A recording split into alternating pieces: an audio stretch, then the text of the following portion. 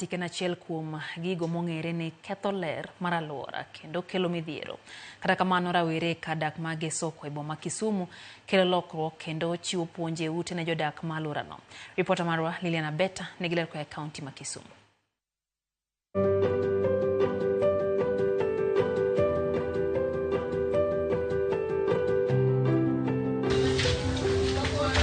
E okinyi mang'ich, wang' chieng' mienjo ka e kinde ma ji wuotho kendo wuok e utegi ka gidhi e yor manyo. Moko bende nitiere e utegi ka gitimo ler e alwora maggi. Rawera kaka Willis Otiende nigi ting' mar dhi e ute e kar dak ma Gesoko kendo choko taka.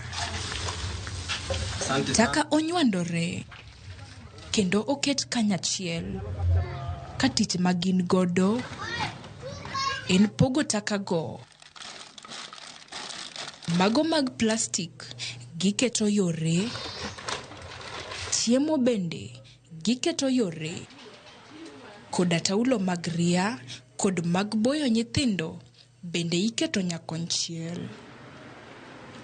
Willis pimonwa kaka wuodhno nochakore. Nwachako wuodhni Januari, kane watimo clean up moro Gesoko kae, partners nolimowa to watimo clean up. Koro gima ne watimo, wadonjo e dhoudi ka dhoudi, to wadonjo e dhoudi to wapuonjre gi jo ot kanyo. Wapuonjo gi weche waste management, kaka itimo waste separation, wapuonjo gi issues mag zero waste principles kaka refuse, reuse, recycle. Bang' puonj makamano to wa provide community members waste bags adek nikech wadwa patek kod gigi miluongo ni climate action. Warado gi rowere ma bende tich omako kapango chupni kod plastik mamoko, tich mamiyo gi yuto margi. E bathgi bende nitie taka moko kaka pot alode, olembe ma osecham gi mago moto. Chenro mar choko taka en chenro ma onywando nyaka johala ma imiyo puonj e rito alwora margi. Catherine Awuor, ma en achiel kuom johala, nyiso mor mare kendo puoyo okang' ma rowerego nochako. Wapogo moko wauso ne jo anguro, joma pidho gwen, joma pidho atudo. Moko wakawa recycle wadok wauso kendo konyowa e pesa matin ma wayudo. Kama wadake ler ni malo. Plastic ne wayudo ni en gima kata kisetiyogo to onge kaka onyalo timang'o, kaka onyalo tow. Koro no ne alwora bedo molil ahinya, lakini kane wach ma waste management manobiro ni, na yudo ka nokonyo alwora marwa. Watwak bende kod moko kuom jodak kendo gilero lokruok mosebedo nyaka ne chenro ma kamae chaki gi riwruok mar Happy Life for Development. Kaka nomiwa juni adek go ma separate gigi, chon ne wakia gigi, koro sani kaka wang'eyo, wakaw juni adek gi waketo plastik yore, pampers mag nyithindo gi sanitary towels mag joma nyiri waketo kando, gi yugi moko ma inyalo gole compound kae kata ka jwendni to wachoko gi to watere skip.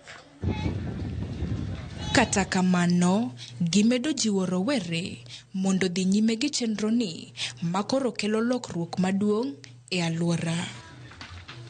Alwora ma oting'o nyithindo, gino makoro gineno kaka okang' mabiro thiro tuoche manyalo gore kuom jodak. Wakwayo ni vijana matindo bende ma ae states mamoko bende tim the same mondo mi ngima jodak ma Kisumo obed maber. Kata obedo ni rowerego osebero alwora margi, pod gin gi penjo ni taulo mag boyo nyithindo kod taulo mag ria gidhi tero kanye. E aora ma Uji, chal mar pi opogore kendo aorano opong' kod taulo miboyo go nyithindo matindo ma owiti kod jodak maluorano. Willis kwayo sirikal mondo onon matut kendo okonygi. Sani aneno nitie nyaka recyclable pampa gi diaper. Wanyalo doke mago, wanodo mana solution. To koro kaka cooperates gi, joma produce pampa gi, ka sirikal nyalo konyowa to task gi, to put them on task, mondo gi manage pampa gi, wanyalo doke erokamano to kendo wanyalo contain issue mag pampa menace e River Uji, to kod alworawa kabisa. Jatend duol marito alwora NEMA e gwenge ma Nyanza, Stella Kamwasir, ojiwo ni ler mar alwora chakore gi jopiny giwegi.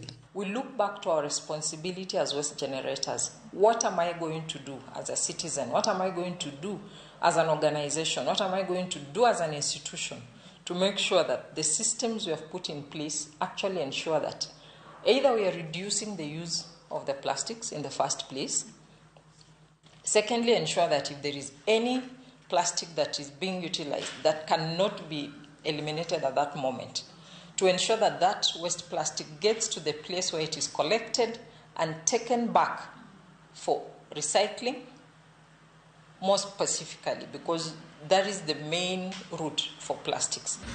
Enokang marowere e kardak magesoko manyatabi e boma ma Kisumu osekao bondo ber alwora margi kendo ochiw tich ne rowere.